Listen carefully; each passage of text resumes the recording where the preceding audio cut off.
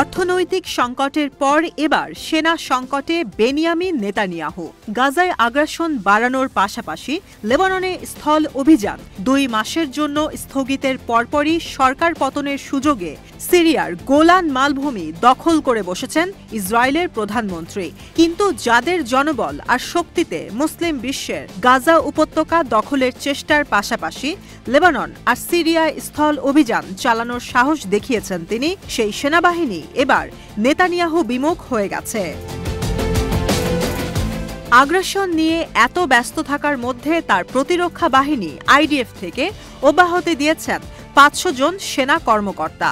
যতই নেতানিয়াহু আরব বিশ্বের দেশগুলোর সঙ্গে সীমাহীন সংঘাত দেখাচ্ছে, ততই সেনাবাহিনী মুখ ফিরিয়ে নিচ্ছে তার থেকে। তাহলে কি দেশের প্রতিরক্ষা বাহিনী বিপর্যয়ের দিকে যাচ্ছে? বাস্তবতা হলো, চতুর্মুখী আগ্রাসন চালিয়ে ইসরায়েল নিজেই সেনা সংকটে পড়ে গেছে। সিরিয়া আর গাজা ইস্যুতে চরম সংকট দেখা দিয়েছে আইডিএফে। ২০২৪ সালের মাঝামাঝি সময় থেকে এখন পর্যন্ত ৫০০ সেনা কর্মকর্তা আইডিএফ থেকে অব্যাহতি নিয়েছে। সেনা কর্মকর্তাদের মধ্যে অব্যাহতির এই প্রবণতা ইঙ্গিত দিচ্ছে ২০২৫ সালে এই সংখ্যা আরও বাড়বে। এত সুযোগ সুবিধা থাকার পরও সিনিয়রদের মধ্যে পদ ছাড়ার হিড়িক পড়ায় জুনিয়র কর্মকর্তাদের মধ্যে বাড়ছে আস্থার সংকট। অনেকেই জানাতেও চাইছেন না কেন ছাড়ছেন সেনাবাহিনীর গুরুত্বপূর্ণ পদ। যদিও বিভিন্ন প্রতিবেদন বলছে, গাজায় ইসরায়েল যে সহিংস আগ্রাসন চালাচ্ছে তা অবাক করে দিচ্ছে সেনা কর্মকর্তাদের। গাজা উপত্যকায় কোনোভাবে যুদ্ধবিরতি কার্যকর হলে সেনা কর্মকর্তা আর সদস্যদের অব্যাহতির সংখ্যা আরও বাড়বে। ইসরায়েলের গণমাধ্যম ইসরায়েল হায়ম বলছে, গাজায় আগ্রাসন শুরুর আগে সেনা সদস্য ছিল ৪২,০০০।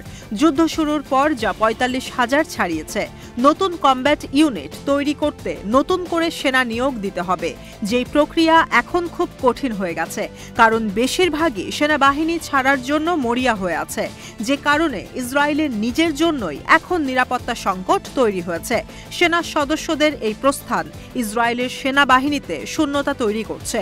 ঊর্ধ্বতন সেনা কর্মকর্তারা বলছেন, যুদ্ধ শুধু সমরাস্ত্র দিয়ে জেতা যায় না, প্রয়োজন পড়ে দক্ষ সেনা সক্ষমতা।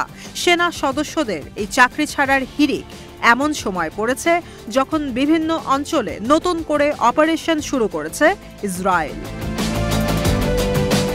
নেতানিয়াহু প্রশাসন যতই সেনাবাহিনীতে নতুন জনবল নিয়োগ দেওয়ার চেষ্টা করুক না কেন, বেশি সংখ্যক তরুণেরা কোনো আগ্রহ দেখাচ্ছে না। বিশেষ করে গাজায় সেনা অভিযান চালানোর ক্ষেত্রে পুরোপুরি অস্বীকৃতি জানাচ্ছে। যুদ্ধের ময়দানে কাজ করা সেনারা সরকারি সুবিধা কম পান, এমনকি বেতন বোনাসও কম পান। উঠেছে সেই অভিযোগও। পাশাপাশি গাজায় আগ্রাসনে অংশ নিয়ে মানসিকভাবে ভেঙে পড়েছেন অনেক সেনা সদস্য।